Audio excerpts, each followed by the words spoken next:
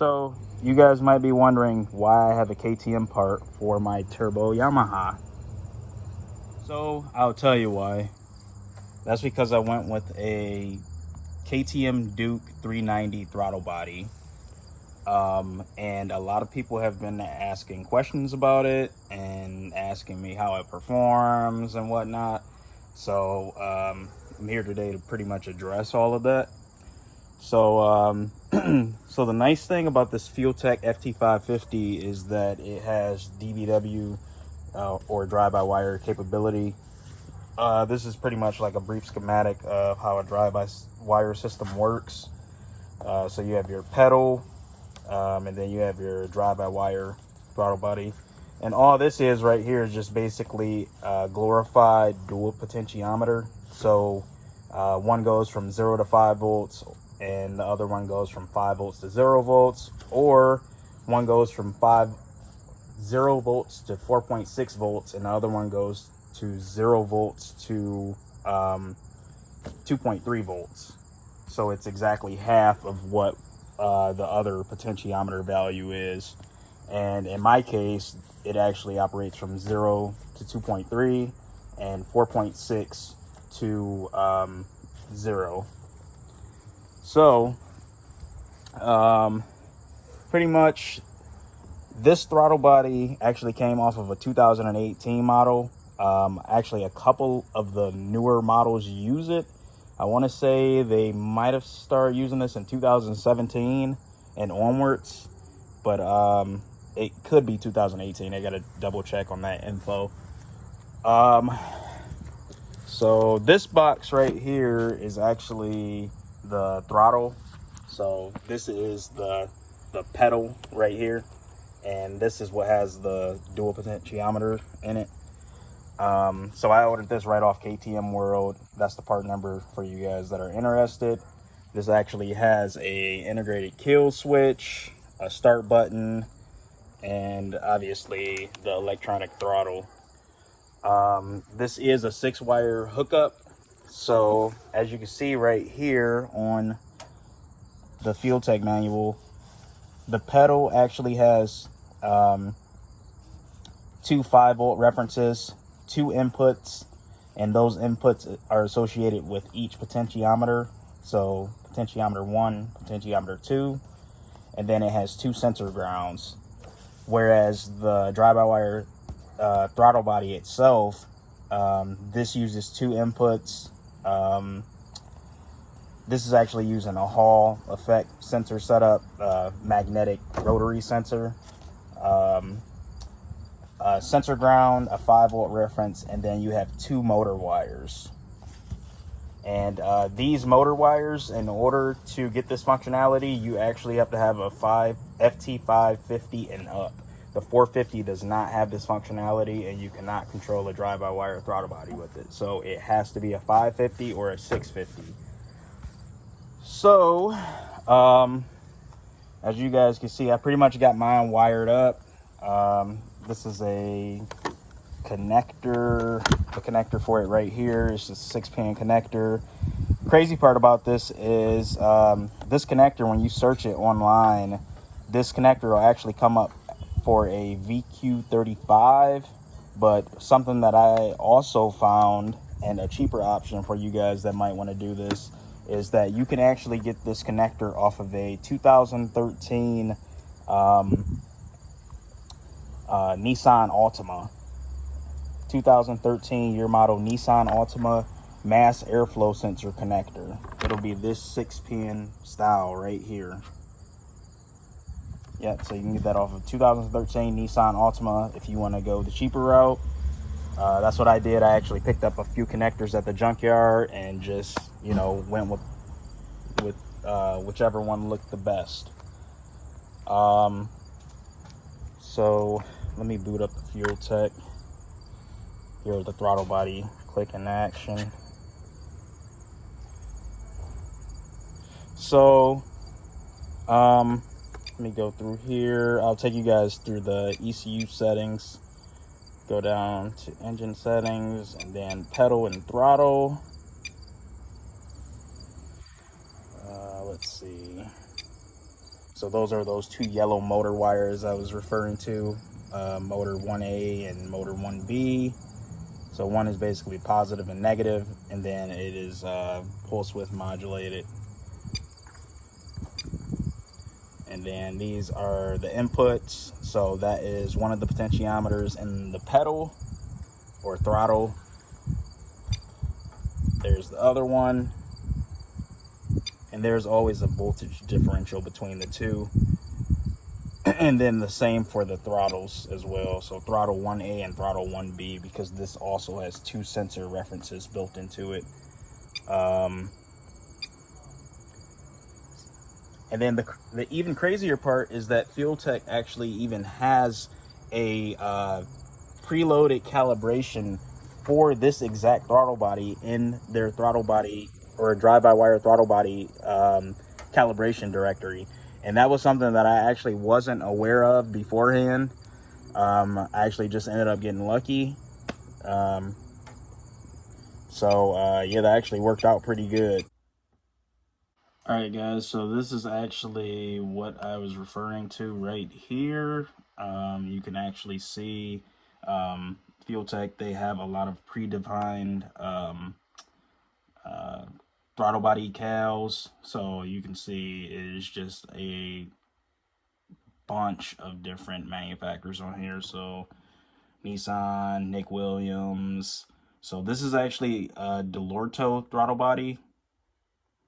And it is actually an ETB 04, and as you can see, and I stand corrected as well, so this is a 48mm throttle body from a KTM RC390, and it already has all of the signal types, double reference pedal, and yeah, the throttle code and everything. So it's already set up in here for the KTM 390 throttle body. So really clutch. I got really lucky on that because I was not expecting to see this, but yeah, it all worked out in the end. So so the one thing I like about this throttle body is that you have all of this flexibility right here. So you can actually tailor the throttle speed depending on what you're doing. So you can have it set to normal, which the throttle actuation, you know, it opens and closes like it normally would at a normal speed. And then you have fast, which I have mine set to right now. And with fast, let me see if I can get this all in the same shot.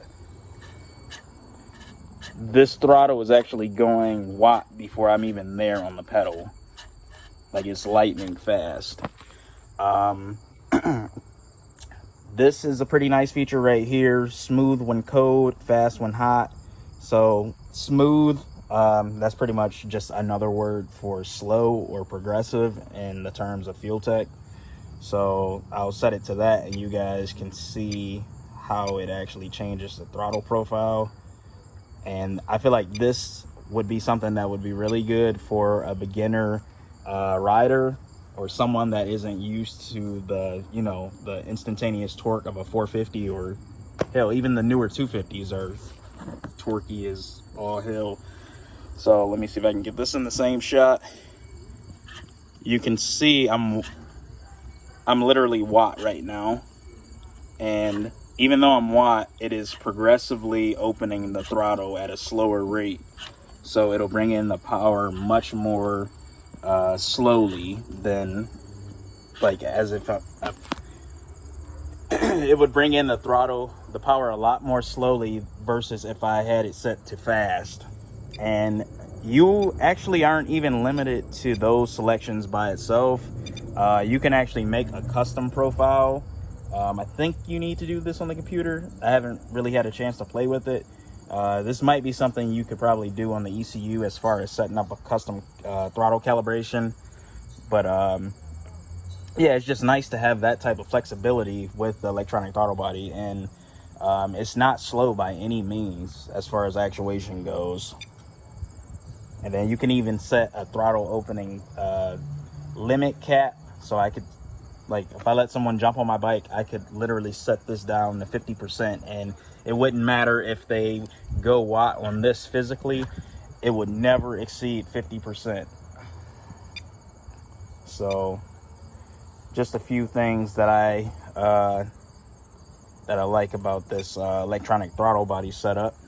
Yeah, so this is the pigtail I made for mine with the Nissan Altima connector, or 2013 Nissan Altima mass airflow connector, and I actually terminated it into a 6-pin Deutsch. You can see the male side right here. I like to stick with connectors like this because it is a pretty high quality connector. You can see it has an O-ring seal, so it's completely waterproof, front and rear. But yeah, this is pretty much the end result of that. So, and also to reiterate a little bit more on the sensor positioning and feedback from the dual pot and rotary Hall effect sensor in the throttle body. You guys, let's see, oops. So you guys can see when I twist the throttle, pay attention to pedal 1 and pedal 2, the voltage reading. So I'm at 0% right now. Now I'm at watt. And if you pay attention, you can see how literally both readings, or one reading is half of the other reading. So one is reading 1 volt and then the other one is reading 0.5 volts. And this is at 0%.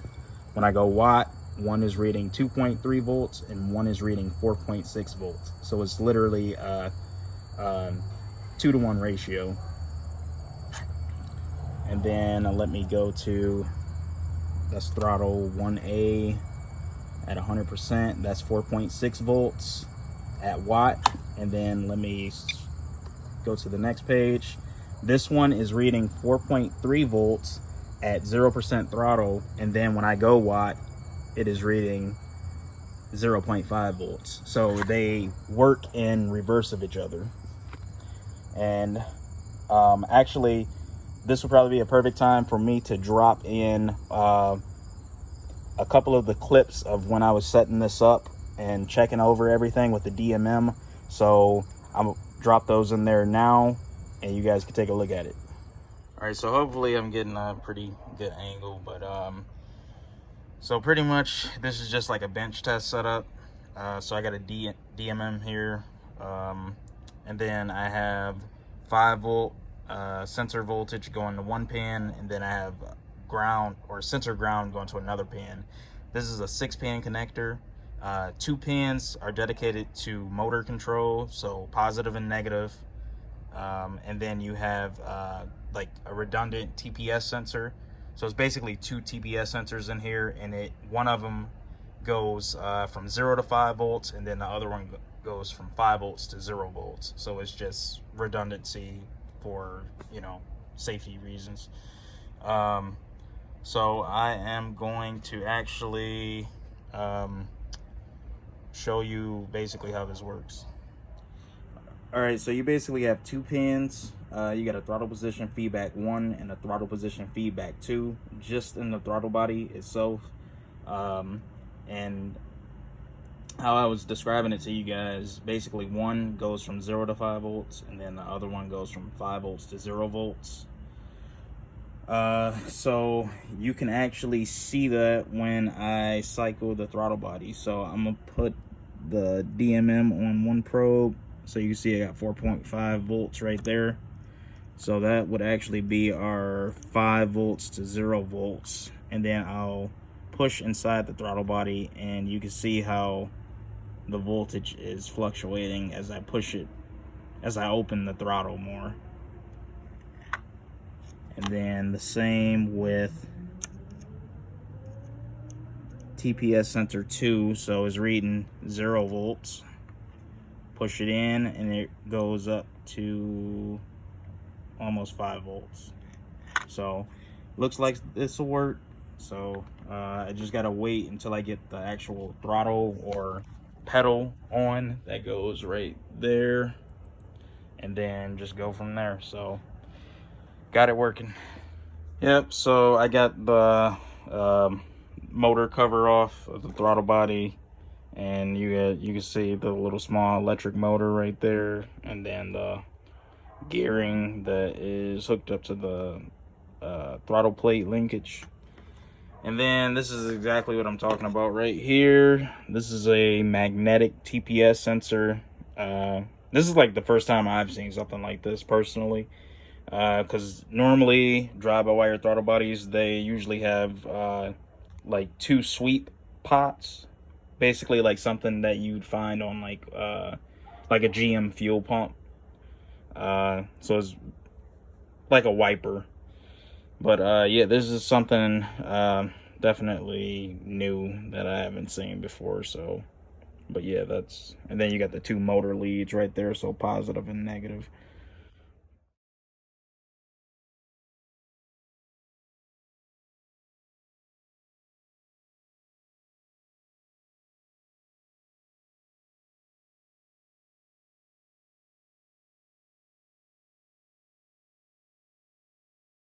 So another cool thing is that this is a slight upgrade versus what the actual OEM throttle body is that comes on the like 2021 YZ450F. So this KTM throttle body is actually a it's either a 46 or a 48 millimeter. I can't quite remember off the top of my head. Whereas the Yamaha is a 44 millimeter Keen. So slight increase in size, nothing too major. I mean, you should see a little bit of benefits, especially if you have your intake ported. So in my case, it might actually work out because I'm actually having a full CNC program done on my head. So the port will be slightly larger. So I'm sure this throttle body would actually accompany it nicely. So just thought I'd throw that in there. And this is actually a good depiction of what exactly I'm talking about when I say when you have the throttle body set to smooth as far as calibration goes. So you guys will see me pretty much snap to watt physically, and then just pay attention to the TPS reading right here and see how it progressively goes up at a slower rate. So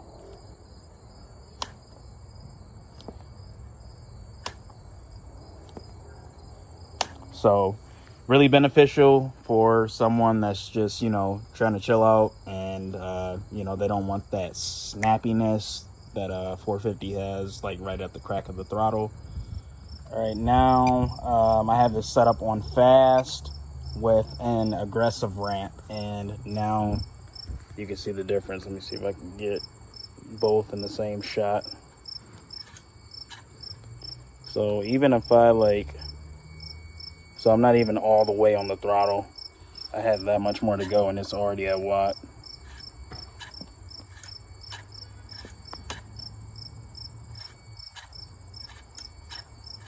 So pretty cool. And obviously this doesn't come with, you know, some modification necessary, but, you know, I don't mind doing that.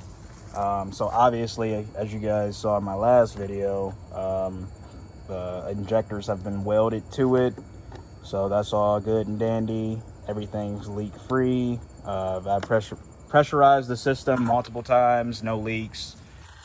So other than that, let me see, this is actually a piece I picked up from Racer's Edge right here. This is a billet YZ450 intake adapter, and this is actually set up for a silicone coupler. So that's why you see that lip right there. So it's meant to be used with like a T-bolt clamp and a silicone coupler. But in my case, I want everything to be completely welded. So you can see the throttle body is right there. And it actually isn't, you know, positioned in its final location. So it'll move back a little bit, and the center line of those 2 ports will actually line up a little bit better than it appears on video. And then I'm basically going to build a pie cut structure to go from this to the outlet port of the throttle body. So that way this will basically become one piece with the throttle body. And I'm more so doing that because of space constraints, because the V-band stuff can tend to get a little bulky especially if you use like the stainless clamps that come with them. So that's just one way I want to try to avoid that, is just by making the throttle body and that adapter piece, you know, one-piece solution. Because with this newer setup, I really want to try to avoid as many leaks as possible. That's actually one thing that I chased my tail on with the last setup. And granted, that setup was more so to be geared towards the cheaper spectrum of things, because I wanted to try to retain as many parts as possible, or as many OEM parts as possible, so people could relate to it. And on this setup, you know, I'm trying to optimize everything, so a lot of the stuff will be welded.